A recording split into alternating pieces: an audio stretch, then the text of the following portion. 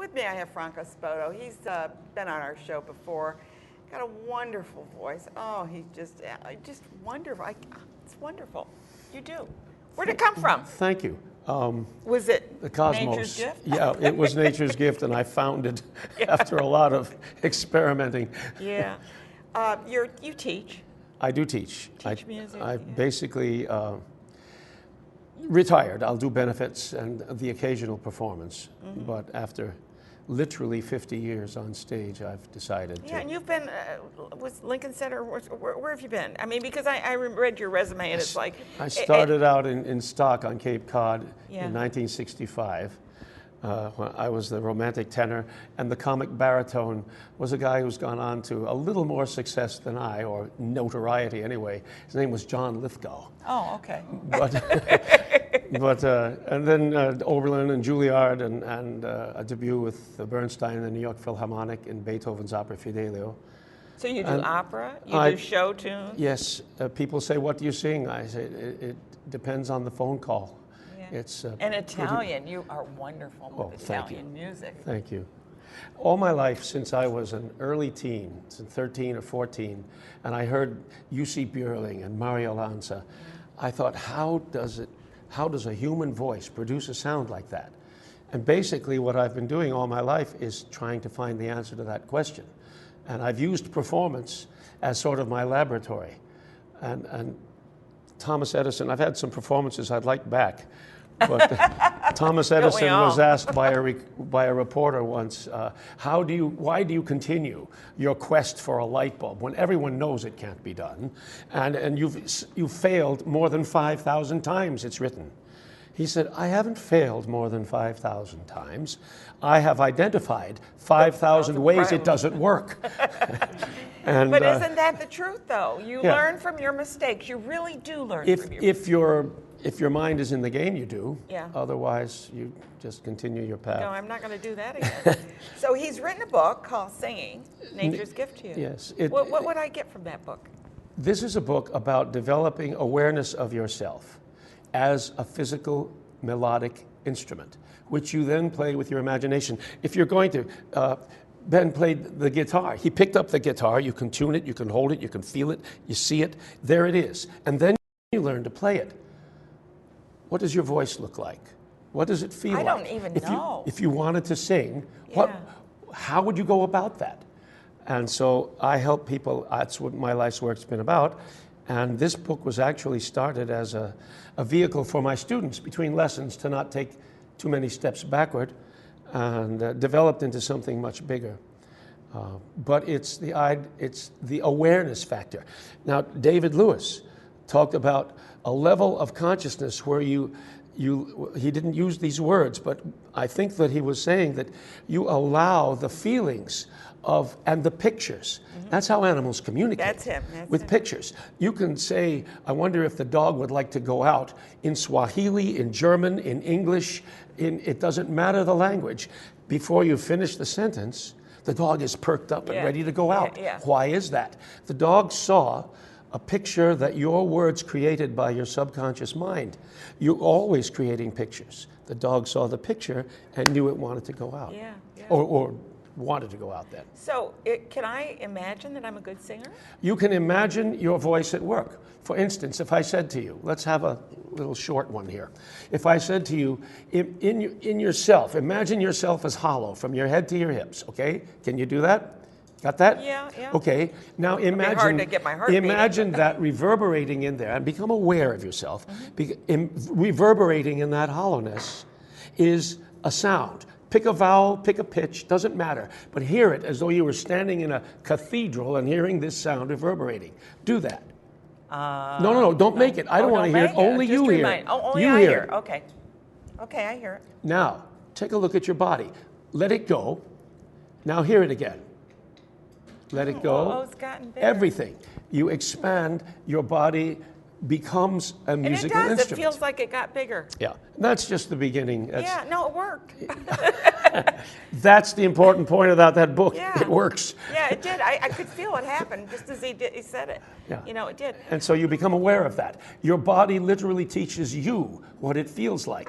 And it's your imagination conceiving the sound you want and then you respond to the physical response of your body and repetition of that.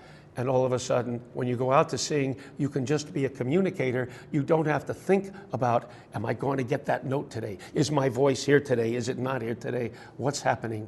Can I make this happen? Questions don't.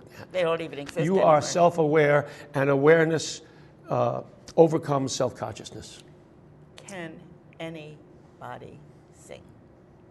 You know, I mean, I'm I saying know. well. I should add well to that. No, anyone can sing. course we can. Well is a product of physiology, of imagination, of a lot of effort, many, many factors. Can I teach you how, or anyone? You know, once there was a guy, he claimed he was 73 years old. He sat down in my studio.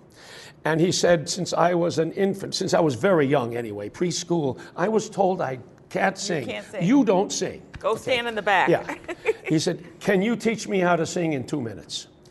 And so what I did was, and he made a sound, and because he tried to make it, it came out all pushed. And I asked him to not try to sing at all, but just imagine, for instance, sighing. And at the point, for some reason, the opening of When Irish Eyes came to my mind. So I had him do and he did very nicely. And I said, now say, don't sing, When Irish Eyes. And he did that, and now I sing, When Irish Eyes Are. And he did and it was gorgeous. And I said, there you go, less than 2 minutes. Yeah. But you see, you have to let go. You have to come out of yourself. One of the worst attitudes we get into as performers is trying to do something rather than imagining it and letting it go. Let it happen. So it's part of it. Well, that's true. I mean, I sing for myself, in the shower, That's and fine. while I'm doing it, and I love show tunes, so I'm kind of doing, and I go to every musical I can see, So it's kind of those are the things that make me happy. It's great stuff, and that's why you should continue to enjoy it. Yeah. So now you say you're retired. Are you really? I'm retired from singing. Okay. It doesn't sound like it. Well, I'm not retired from the ability to sing, Okay. but I want to dedicate my life now. I'm building up a studio here in New York City, and I'm looking actually for a space in the Schenectady area. Check with Proctor's. Because, but in New York, I'm building a serious clientele. I teach in East Chatham, and I'd like to spend a day over here, but it's time.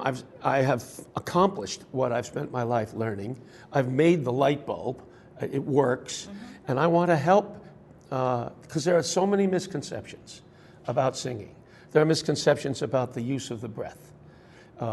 It's usually an eye-opener for many singers to realize that you use a single breath pressure for your entire range. What changes is the pitch mechanism, the vocal cords. So there is only one register. There aren't 3 registers. There are no breaks. There are no passaggio, they take the Italian word. Every note is a passage to the next step up or down. And that's all in pitch. And the pitch is regulated by a constancy of air and the adjustment of the vocal cords, not by a huffing and puffing and blowing of air. Minimal air. It's interesting because, I love music, of course, and I go to Schenectady Light Opera, which is the only place that I really hear this, and I'm an usher. So what happens is I'm there before the show starts, and they get all the cast up there because it's music, and they go through all of these exercises of the different things too. Are they exercising their voices? What are they doing? Yes, and hopefully in a positive way. You can debilitate the voice by doing the exercise either the wrong way or the wrong exercise. But yes, they call it warming up. I prefer the term tuning. You tune an it's instrument. An instrument, right? Yes, you tune a guitar. You warm up an engine. The voice, the first thing you do is got to get your mind in the game. And then you've got to see and feel your body as an instrument. And it's an absolutely definite feel and sight. And at that point, you can begin to play it because you've done all the training. And whatever exercise you do, if your mind and body are in the game, is going to help you. But if you're slouched and Just like if the you don't have acrobats the energy, warm-up. yeah, Yeah. you need a physical presence. Yeah. You need Well, polish. to me, sometimes when I hear those warm-ups, it sounds like a whole production because it sounds so lovely. It is lovely. Yeah, It yeah, is so- lovely. Yeah. Well, if you want to learn a little bit more about your voice, your body, your singing, first of all, you can take a lesson from Franco, but pick up his book. Where's it available? It will be available across the board where books are sold: Amazon, Barnes and Noble, Kindle. Okay. And I'm going to talk to the people upstairs. It might Okay. go there. They did Yeah. mention once that they would enjoy seeing Open it. book, I'm sure. Y- Yes, yes. The Drama Bookshop Yeah. in New York. Yeah, On my website. yeah. And Well, and there will be a DVD. Oh, that Yes, goes with I'm it? in the process. Actually, I'm about to launch a Kickstarter campaign Okay. to fund a serious full-length DVD in which I demonstrate there are 26 exercises in there. I demonstrate the exercises, the how, why, and what of doing them. And, 'Cause some people are very visual. They and need yeah, to, and demonstrate the why. Okay, it's a scale. Yeah. It's an arpeggio. That's nice. But what about this aria where this note gives me fits? I explain how the exercise prepares your body so that that note doesn't give you fits. Another, if I have a few seconds left, another really serious misconception in singing is that there are high notes and low notes. No, what is high or low is the number, the pitch, the frequency of the note. Notes are on a single beam of sound, a sound wave, like a laser beam, but sound. And as the pitch rises, the beam goes, the interior, Frequency the goes core of it gets faster and smaller in size. If this is a second and you're singing the A below middle C, that's 220 as we tune, 220 cycles per second, 220 vibrations. In the case of your vocal cords, opening and closing 220 times a second. Now, if you're singing the A above it, a tenor's high A, that's 440. That's where orchestras tune. Now you've got to get 440 of those little hummers in the same space. Only one way to do it. They have to go twice as fast and be half the size. See what you learn? So if you're interested in making your voice an instrument for you and learning why singing is nature's gift to you, check out his book and learn a little bit more. And if you want to learn how to sing, this is the guy you got to talk to, right? Well, Franco. And, one of them. Yeah, one of them. There are many vocal coaches. There's no question about that. But enjoy your voice in any way that you can.